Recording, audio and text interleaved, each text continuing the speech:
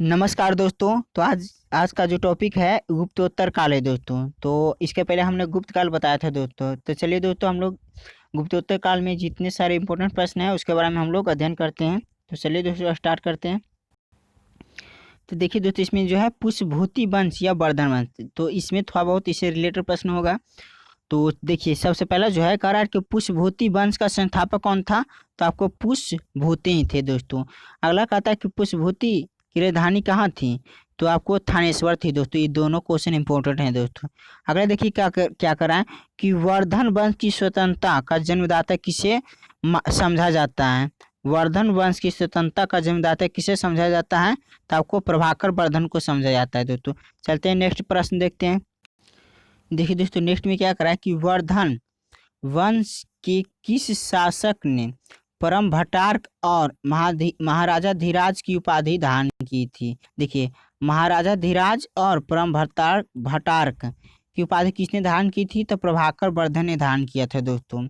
अगला क्या करा कि हर्षवर्धन के अग्रज राजवर्धन द्वितीय की हत्या किसने की थी। तो गौर नरेश के शशांक ने की थी दोस्तों। इन्होंने ही आपका बोधि वृक्ष को कटवाया था दोस्तों। देखिए आगे क्या करा है कि शशांक किस धर्म का अनुयायी था। तो शशांक जो आपके थे तो आपको शैव धर्म के अनुयायी थे। कौन से धर्म के अनुयायी थे। शैव धर्म के अनुयायी थे आपको। अगला देखिए करा कि बोधि वृक्ष को किसने कटवाया दोस्तों। देखिए आपको बोल रहे थे ना, कौन कटवाया था। शशांक ने कटवाया था। बोधि वृक्ष कहाँ है, आपको बोध गया था दोस्तों। अगला क्या करा है कि पुष्पभूति वंश का सबसे प्रतापी राजा कौन था। तो ये मोस्ट इंपोर्टेंट प्रश्न है। क्या कौन था। तो हर्षवर्धन था दोस्तों। ये भी इंपॉर्टेंट प्रश्न था दोस्तों, बोधि वृक्ष वाला। अगला कहता है शशांक को किसने पराजित किया था। ये भी इंपॉर्टेंट प्रश्न है। किसने पराजित किया था। आपको हर्ष ने पराजित किया था। अगला देखिए क्या करा कि हर्ष ने अपनी राजधानी कहाँ बनाया था। तो ये भी इंपॉर्टेंट प्रश्न है दोस्तों। आपको कनौज में बनाया था। कहाँ बनाया था। कनौज में बनाया था। हर्ष ने अपनी राजधानी कहाँ बनाया था। कनौज में। अगला करता हर्ष और पुलकेशिन द्वितीय के बीच युद्ध किस नदी के तट पर हुआ था। तो आपको नर्मदा नदी के तट पर हुआ था। नर्मदा नदी के तट पर हुआ था दोस्तों। अगला देखिए कह रहा है कि इस युद्ध में किसकी पराजय हुई थी। तो आपको इसमें आपको पराजय हुई थी, आपको हर्ष की पराजय हो गई थी, है ना। अगला करा कि चीनी यात्री हेनसांग किसके शासनकाल में भारत आया था। आपको हर्षवर्धन के शासनकाल में आया था दोस्तों। ये मोस्ट इंपोर्टेंट प्रश्न है दोस्तों ये। अगला कहता है हर्षवर्धन को किस अन्य नाम से भी जाना जाता है। तो आपको शिलादित्य के नाम से जाना जाता है। अगला कहता है कि हेनसांग किस उद्देश्य से भारत आया था। तो आपको नालंदा विश्वविद्यालय में पढ़ने के उद्देश्य से भारत आया था दोस्तों। कहता हर्ष ने किस वर्ष अपने दूत चीन भेजे। तो आपको 641 ईस्वी में भेजे थे दोस्तों। आगे देखिए क्या करा है कि शुरुआत में हर्ष किस भगवान का उपासक थे दोस्तों। तो शुरुआत में आपको भगवान शिव और सूर्य के उपासक थे, है ना। अगला क्या करा है कि हेनसांग से मिलने के बाद हर्ष किस धर्म को राज्याश्रय दिया था। मतलब राज्याश्रय दिया था, प्रदान किया था। तो आपको बौद्ध धर्म को आपको आश्रय दिया था दोस्तों। बौद्ध धर्म को अनुमान लिया था। अगला कह रहा है कि हर्ष ने बौद्ध धर्म की किस शाखा को अपनाया था। तो आपको महायान को अपनाया था। कौन धर्म को अपनाया था। महायान को अपनाया था। अगला क्या करा कि हर्ष के दरबारी कवि कौन थे। देखिए मोस्ट इंपोर्टेंट प्रश्न है। वानभट्ट था दोस्तों। हर्ष का दरबारी कवि कौन था। वानभट्ट। देखिए ये भी इंपॉर्टेंट प्रश्न है। अतः हर्षचरित और कादम्बरी की रचना किसने की थी। तो वानभट्ट ने की थी दोस्तों। ये सारे इंपॉर्टेंट प्रश्न है दोस्तों। देखिए अगला जो कह रहा है कि प्रियदर्शिका रत्नावली, है ना, नागनंद नामक संस्कृत नाटकों की रचना किसने की थी। तो हर्ष ने किया। किसने किया। हर्ष ने किया। अगला कह रहा है कि किसको भारत का अंतिम हिंदू सम्राट माना जाता है दोस्तों। ये मोस्ट इंपोर्टेंट प्रश्न है। हर्ष को माना जाता है। कहता हर्ष के अधीनस्थ शासक क्या कहलाते थे। कहे मतलब क्या कहे जाते थे। तो महाराज या महासामंत कहलाते थे। अगला हर्ष के मंत्रिपरिषद के मंत्री को क्या कहा जाता था। तो सचिव या अमात्य कहा जाता था। अगला प्रशासन की सुविधा के लिए हर्ष का साम्राज्य किसमें विभाग था दोस्तों। तो आपको प्रांत में विभाग था। किसमें विभाग था। प्रांत में। देखिए प्रांत को क्या कहा जाता था। प्रांत को आपको भुक्ति कहा जाता था। कहता प्रत्येक भुक्ति का शासक क्या कहलाता था। तो क्या कहलाता था। तो राजस्थानीय कहलाता था, या उपरिक या राष्ट्रीय राष्ट्रीय कहलाता था।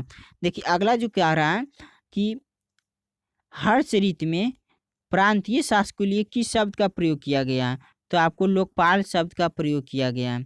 अगला कहता है भुक्ति का विभाजन किस में हुआ है, तो भुक्ति का विभाजन आपको जिले में हुआ है।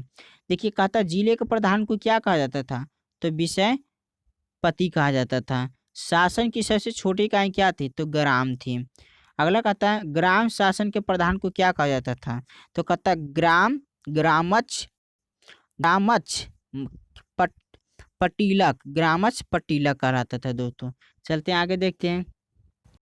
देखिए अगला प्रश्न कहता है पुलिस विभाग के अधिकारियों को क्या कहा जाता था, तो कहा जाता था आपको दंडपाशिक या डांडी कहा जाता था, दंडपाशिक या डांडी कहा जाता था। अगला कहता अश्वसेना के अधिकारियों को क्या कहा जाता था, तो आपको अश्वसेना के अधिकारियों को क्या कहा जाता था, बृहदेश्वर कहा जाता था। देखिए अगला कहता पैदल सेना के अधिकारियों को क्या कहा जाता था, यानी जो सेना पैदल चलता था उसके अधिकारियों को क्या कहा जाता था, तो बलाधिकृत या महाबलाधिकृत कहलाता था दोस्तों। अगला देखिए क्या कर रहा है हर्ष ऋतु में सिंचाई के साधन के रूप में किसका मतलब उल्लेख मिलता है, हर्ष ऋतु में सिंचाई के साधन के रूप में किसका उल्लेख मिलता है, तो आपको मिलता है तुल्या तुल्यांत्र या जल पंप को मिलता है दोस्तों। देखिए कहता ना हर्ष के समय मथुरा किसके लिए प्रसिद्ध था दोस्तों, तो आपको ये मथुरा था सूती वस्त्र के निर्माण के लिए प्रसिद्ध था दोस्तों। कहता है किस व्यक्ति को द्वितीय अशोक के नाम से यानी दूसरा अशोक के नाम से भी जाना जाता है दोस्तों, तो आपको हर्षवर्धन को दूसरा अशोक के नाम से भी जाना जाता है। ये मोस्ट इम्पोर्टेंट प्रश्न है। अगला कहता है शकलोत रापतनाथ किसे कहा जाता है, तो आपको हर्षवर्धन को ही कहा जाता है दोस्तों। अगला देखिए कहता हर्षवर्धन की बहन राजश्री का विवाह किसके साथ हुआ था, तो इसका जो विवाह हुआ था आपको मौखली नरेश गृह वर्मा के साथ हुआ है दोस्तों।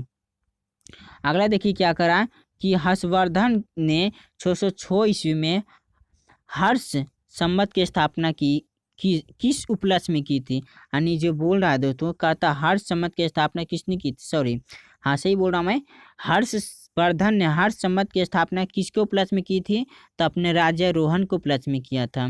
अगला कर रहा है कि हर्षवर्धन ने कहाँ दो महान धार्मिक सम्मेलनों का मतलब सम्मेलनों का आयोजन किया था, तो आपको कनौज और प्रयाग में करा ना कि गुर्जरों को किस शासक ने मतलब पराजित किया था, तो आपको हर्षवर्धन ने पराजित किया था।